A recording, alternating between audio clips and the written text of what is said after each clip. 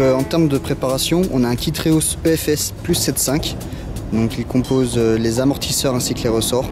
Il a les barres poires avant et arrière réglables, la barre de direction réglable, ainsi que les durites aviation rallongées.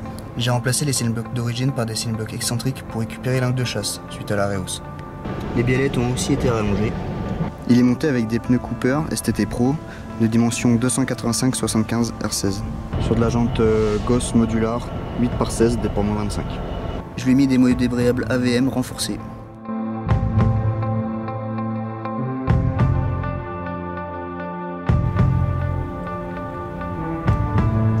Il est de 1991, donc d'origine il ne possède pas de radiateur d'huile.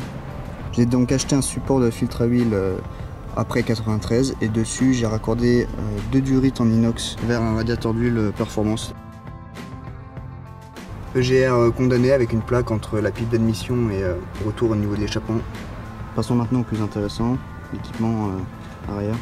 Donc c'est un aménagement que j'ai réalisé moi-même à l'aide de mon père. Il est composé de planches de peuplier, du contreplaqué, épaisseur 15. Donc ce qu'on y retrouve déjà à l'arrière, on a le grand tiroir. Je ne vends pas les biscuits apéro avec, ils seront mangés entre temps de toute façon. Donc dedans il y a le gaz qui est amovible.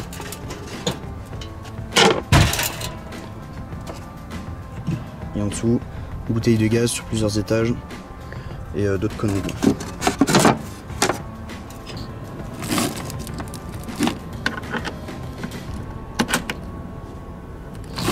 Là je l'accroche là.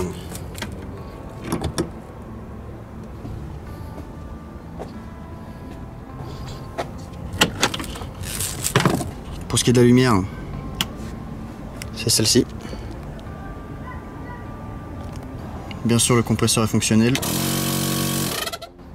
La prise pour le frigo. Les côtés se relèvent pour y mettre du bordel. Il est équipé de deux gros haut-parleurs, 3 voix à l'arrière.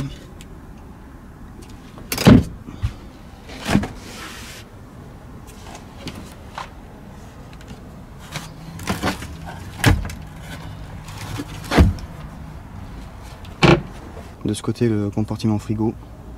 Donc en fait l'aménagement il est composé d'un plancher qui fait tout le long. Dessus est posé le frigo ainsi qu'un second caisson pour y mettre des vêtements par exemple. Ici une petite trappe. Là on a le réservoir d'eau de 50 litres avec une pompe.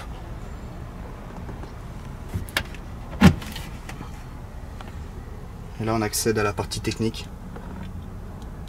Avec un compresseur d'air T-Max, en haut le transformateur et derrière la batterie. La batterie qui est la même que celle du moteur. Comme ça, si celle du moteur par exemple tombe en panne, est en court jus, et ben on peut prendre la batterie auxiliaire pour démarrer le moteur et continuer. Pour aller avec les enceintes que j'ai rajoutées à l'arrière, il y a donc un caisson de basse. Il est bien évidemment équipé de deux enceintes JBL à l'avant. Au niveau de l'intérieur, j'ai donc enlevé le volant d'origine, j'ai mis un volant OMP. Tulipage plat et fait cuir. Équipé d'une VHF ou d'une CB, les deux. On peut changer en fait en changeant la fixation ici là. Il n'y a pas de trou dans le tableau de bord, hein. C'est fixé en fait sur les attaches. Alors, en symétrie, c'est fixé sur ces attaches là, les deux vis là. Donc pas de trou dans le tableau de bord. Le but de ce plancher, c'est de pouvoir dormir dedans. Je suis encore jamais parti à deux, donc j'avais pas l'utilité d'avoir une deuxième place sur le compartiment arrière. Mais il est toujours possible de ici rajouter une planche qui s'appuie sur le frigo pour y mettre un deuxième matelas et dormir à deux. Bien évidemment équipé du cric d'origine qui est toujours accessible. Comme je disais, cet aménagement est composé de deux caissons. Il y a un caisson arrière ainsi qu'un caisson devant. Il est possible de le passer en 3 places, voire même en 4 places, en enlevant le frigo. Pour ce qui est de la partie arrière, il est aussi démontable. Il suffit de relever de chaque côté les oreilles. Ici en dessous la moquette, une vis. Sous le tiroir, quand on l'enlève, une vis aussi. On les enlève et ensuite le caisson peut sortir. Là on a une petite tablette.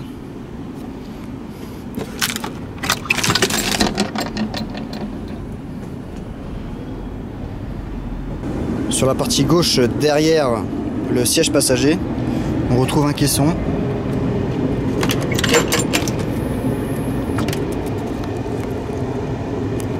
Pour y mettre par exemple des vêtements.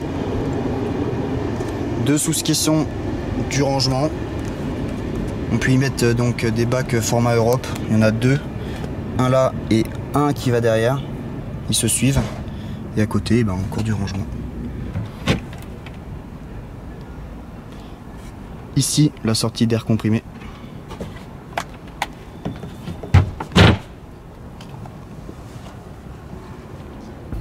Dessus, j'ai fait faire une ligne inox sur mesure avec un petit silencieux pour dire 2, mais bon.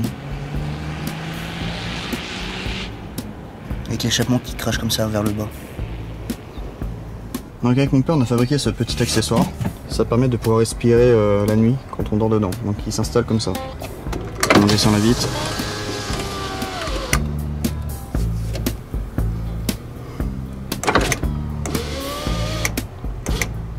Voilà.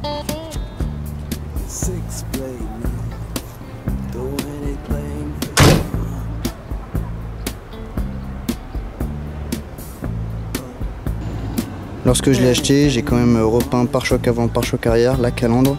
J'ai changé les deux optiques à l'avant et j'ai repeint aussi les élargisseurs d'ailes. Il est équipé donc de 2 feux longue portée branchés en relais sur les pleins phares. J'ai bien sûr mis un interrupteur pour pouvoir les couper et rester en plein phare d'origine.